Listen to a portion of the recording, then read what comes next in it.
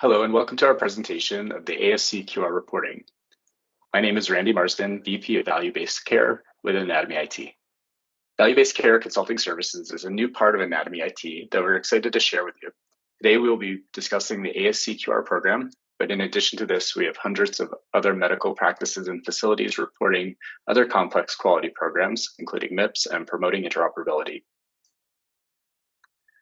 Our agenda for today is to go over what the ASCQR is, how the ASCQR impacts your facility, what you need to do to report, the important deadlines, and how Anatomy IT can help support your ASCQR reporting. First, I'd like to clarify what program we're discussing today, as there is some overlap between ASCQR and MIPS. When a patient is seen in an ASC, there's the facility claim and one or more professional claims. The professional claims would be billed under the clinician and therefore be part of their MIPS reporting. For the facility portion, there's the ASCQR. So if you do bill professional claims, like for anesthesiology, keep in mind that you may be reporting to multiple programs. So just some basics here. The ASCQR or ASC Quality Reporting Program requires annual public reporting on a set of measures to avoid a negative 2% adjustment on your claims 2 years out from the performance year. So if your claims, for example, your claims today are being adjusted based on what you reported in 2021, what you reported last year impacts 2024, and what you're reporting this year impacts 2025. Generally, submissions are due May 15th of the following year. There is an exception that we'll go over later in the presentation. And then the data is reported publicly and available on the Medicare Care Compare site. Before we go into the requirements of the program, I wanted to note some important resources for you to check out. The first is the Facility Compare Scorecard, available at the link below that I'll go ahead and drop into the chat. The Care Compare data is for all ASCs that have reported in this program, and you can look up ASCs based on the actual ASC. For example, you could look up your own CCN or NPI. You can also look up based on your facility type, your city, your state, and get side-by-side comparisons on each measure that's reported.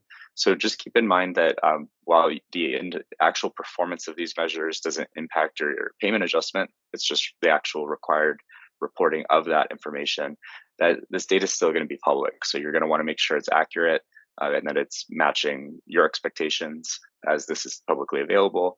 And many people can look at this and use it to evaluate your ASC as well as compare it to others in your area.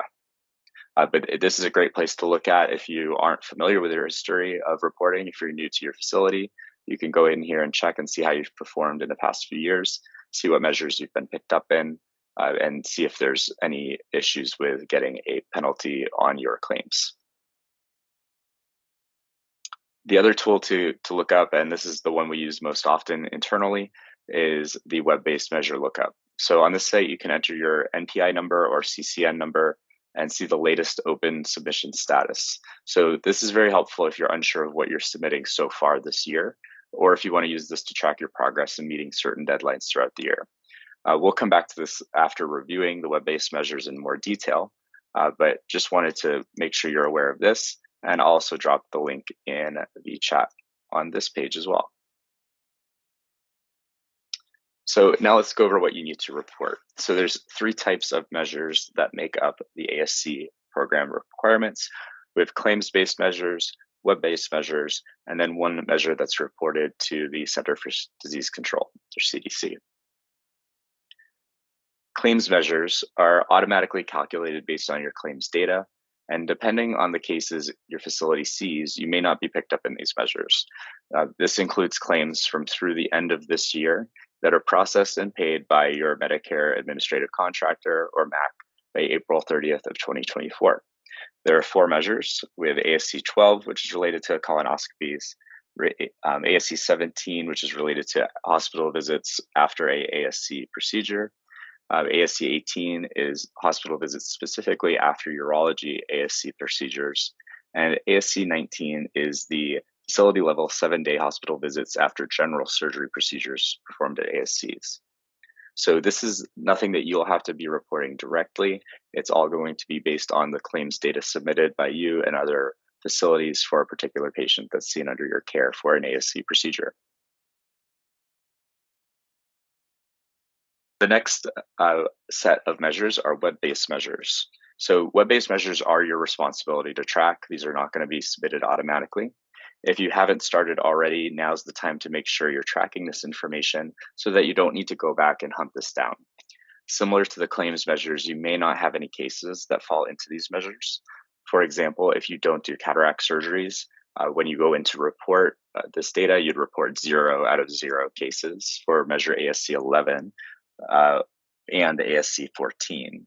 But also keep in mind there's some unique quirks about some of these measures. So if you do perform cataract surgeries, ASC 11, which is performing a visual function survey before and after the surgery, is actually optional. So you don't need to report that measure, and you can just mark that as NA. So it's important to go through each of these measures and see which ones you would be picked up in. The first 3, ASC 1, 2, and 3, are very similar in nature. They're looking at you reporting any burns, falls, wrong side patient procedure or implant. ASC 4 is an all-cause hospital transfer admission measure.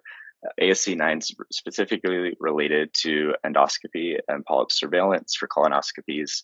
I already mentioned ASC and ASC 11 and ASC 14 for specifically eye care, cataract surgery. And then ASC 13 may fall across different general surgeries depending on how often or how long you're using general or neuraxial anesthesia and tracking normothermia.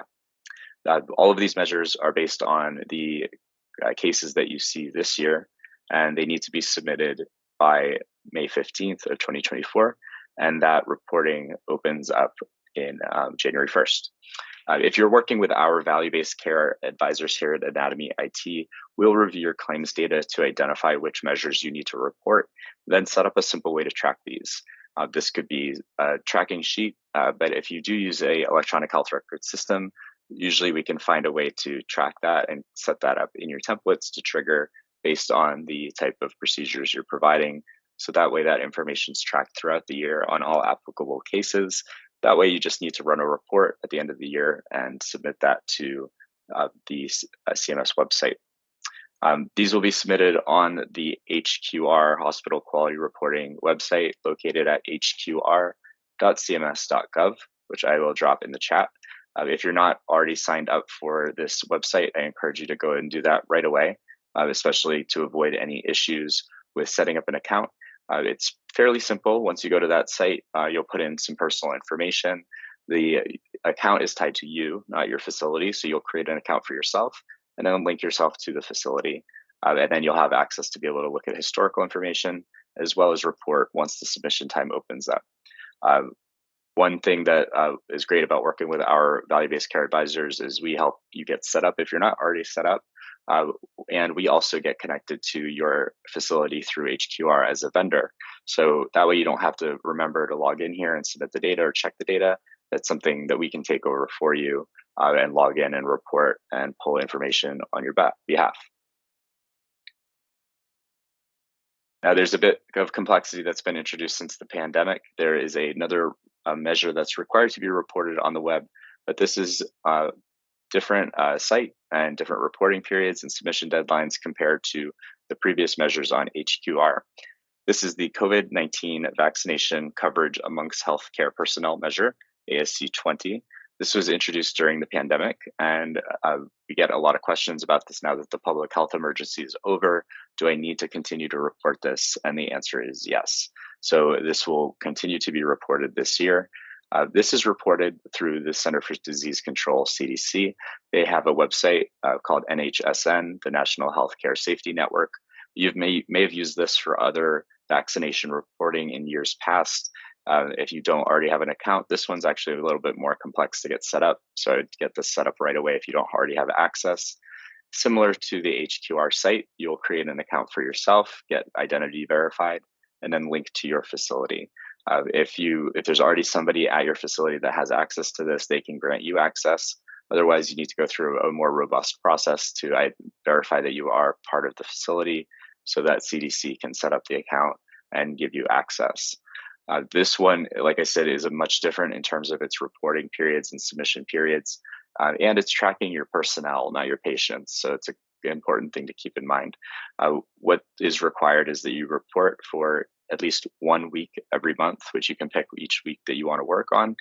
For each month, you're reporting all the personnel that worked in your facility, not just employees. That includes contractors as well as support staff, and what their vaccination status is, and the actual requirements of what is considered up to date for a personnel member to have all of their vaccination up to date varies depending on the time of year. So for the first 2 quarters, that was requiring a complete primary vaccination series, which would be 2 shots of Moderna or Pfizer, or 1 of the J&J, Johnson Johnson Janssen vaccination, plus a bivalent booster that came out last year. This will be changing in Q3, and it might change again in Q4. This changes as the CDC updates their guidance on what's considered to be up to date on their vaccines. And the reporting periods vary based on the self-selected weeks that you're reporting. So essentially, by August 15th, you'll need to have reported Q1. By November 15th is the deadline for Q2. By February 15th of 2024, that is the Q3 deadline. And by May 15th, which is the same deadline as the web-based measures, that's when you'll need to complete Q4. So really important here, and why we're having this presentation right now, so we want to make sure you're aware of that August 15th date that is fast approaching. By then, you need to submit your January, February, and March self-selected weeks to the NHSN website. This is the most common issue that we find when we're working with facilities, is that they think that everything's just due on May 15th. This changed a couple of years ago. So if you haven't already, make sure you go into NHSN by August 15th, which is less than 2 weeks away, to make sure you have that data submitted. If you do miss this deadline, you would be assessed the negative 2% payment adjustment. So this is a very important pass or fail step that needs to be completed by that date. So definitely get started on that if you haven't already. As far as tracking is concerned, similar to what we talked about with the HQR measures, we help our facilities to keep this up to date as well. We do have a default spreadsheet we use, which you can see in the screenshot below, to keep this up to date. So we help you by identifying all of your employees, the weeks they worked, and what their vaccination status is. You may track this already in some other program like your HR system. So as long as you have a way of pulling this information, we can take that if you're working with our value-based care advisors and upload that directly to the CDC site, so you don't have to deal with that registration or login or keeping up with those important deadlines. So just to recap what we've discussed so far in terms of the reporting requirements, you have the HQR measures, which you'll be submitting starting in January 1st for this year. You have your claims-based measures, which you don't need to actually submit yourself. That's going to be handled via the claims data based on claims submitted to your Medicare administrative contractor and paid by April 30th of 2024. And most importantly, in terms of timing, you have the CDC ASC 20 COVID-19 measure, which is reported by the end of August 15th, November 15th, February 15th, 2024, and May 15th of 2024 for quarters 1, 2, 3, and 4, respectively. Now, it might be confusing to track all this and see how you're doing, especially if you might just be learning about this program or new to your facility. So going back to that web-based measure tool, that's why this is a very important site to check out today. You can go to this site and look up your NPI or CCN. You do not need to log in, so you don't have to try to figure out who has the login at your facility. You can just go into this now, look up your number, and it will show you at the bottom which months you've reported on for that COVID-19 measure. So as long as you have yes marked in January, February, and March, then you're good to go for that deadline. If you recently submitted your data to the CDC, you'll need to give it some time for it to make its way over to this site, because this is a separate site under a CMS contractor. But this is something our value-based care advisors check on as soon as we submit data to the CDC. We usually are checking this weekly until it updates as yes, to make sure that that information made it from the CDC over to CMS. You might get additional contact from the CDC. You might get some quality reports where it's saying that you're not meeting the requirements due to not reporting for every week. Just keep in mind that that's not required for this program as an ASC. You just need to be reporting 1 week each month by those deadlines, and that is the requirement. Now, if you happen to miss a deadline or you don't report something, and there's a justifiable reason, you should definitely take a look at the extraordinary circumstances exceptions, or ECE, process. So if there are any uncontrollable circumstances that prevent your ASC from reporting the measure deadlines, the ECE form must be submitted within 90 calendar days of the circumstance occurring, and no later than 90 days from the last date of the quarter that you're requesting support for. So basically, right now is the time. If you have that deadline coming up and you're unable to meet it, or if you're reviewing this after that deadline's passed, and you have a actual legitimate reason for missing that deadline, definitely submit that form. If your ASC is included in a blanket waiver by CMS, which is usually due to a natural disaster, you would not be required to submit an extraordinary circumstance exception form.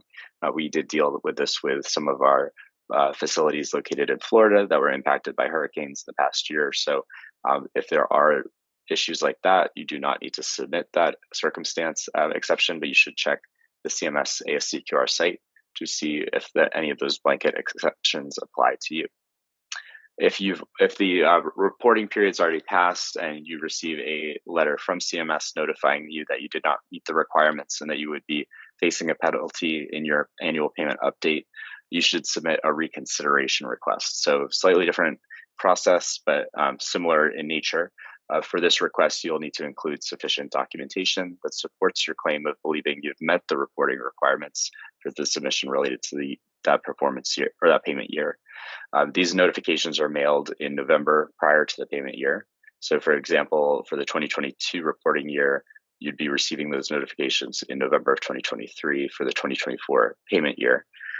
Now, this is a little different from the ECE in that this is saying that, oh, you should have not been penalized. You did report, or you had that information. So this doesn't mean you did not report. And that's why it's important to understand these two exception circumstances and special reconsideration requests, and how you can use those based on specific case-by-case issues occurring at your facility. We have helped some of our facilities report and submit these successfully by basically addressing the issue, getting as much documentation as possible and submitting that by the deadlines indicated here. So everything we've been talking about so far has been related specifically to 2023 and years past. But do keep in mind that this program does change yearly. And in the case of that COVID-19 vaccination measure, that can change even quarterly. But overall, the ASCQR program is updated annually. The last update was released earlier last month and published into the Federal Register on Monday, July 31st. This table shows a list of the measures for 2024 that are proposed, as well as changes to individual measures in the program. So, for example, the ASC cataract survey measure has been updated to limit the survey instruments to specific survey types. ASC 20, the COVID-19 vaccination definition of up to date, is updated to align with the CDC guidance over time, which I previously mentioned. The ASC 19 or ASC 9 endoscopy polyp surveillance measure, in this, they're proposing lowering the age of screening colonoscopy to 45, which is down from 50, which aligns with the new recommendations from the U.S. Preventative Services Task Force and the American Cancer Society. So these are proposed, these are not finalized. These do not impact your current reporting for 2023, but they may impact your reporting for next year. Our value-based care advisors review these proposed changes with our policy experts and help our facilities prepare for the next year. So definitely take a look at these changes so you are understanding what you may need to change for next year. But the final rule will be published later in the year, and that's when you'll start to make some final decisions about how you'll want to report. We also have insight into what's proposed for 2025, which includes new measures, including ASC 7, which is an older measure that CMS plans to readopt as well as expand to track certain procedures in different categories, including cardiovascular, uh, urinary, gastrointestinal, eye, musculoskeletal, nervous system, respiratory, and skin. They're also proposing to adopt a new measure, ASC 21, which is the risk standardized patient reporting outcome-based performance measure following elective primary total hip arthroplasty and or total knee arthroplasty in an ASC setting. So this will be a voluntary measure similar to how the ASC 11 cataract surgery survey measure is, but they propose to make that mandatory in 2027. So, and mandatory for those who actually perform those procedures. So both 2024 proposed changes and 2025 proposed changes, like I mentioned, were just released last month. We have an excellent blog at Anatomy IT, and we could drop that link in the chat for you. We did recently publish this one, and definitely encourage you to check out our blog and stay updated on these proposed changes. We also include information on how to submit comments. Comments are very important. If you have any issues with these changes, you think they're going to be negatively impacting your facility or their undue burden on any of these, definitely important to make your voice heard. There's a comment process. It's pretty simple. It's available now. And we have some instructions on our blog. And then the final rule will be released later in the year once the comment period has ended.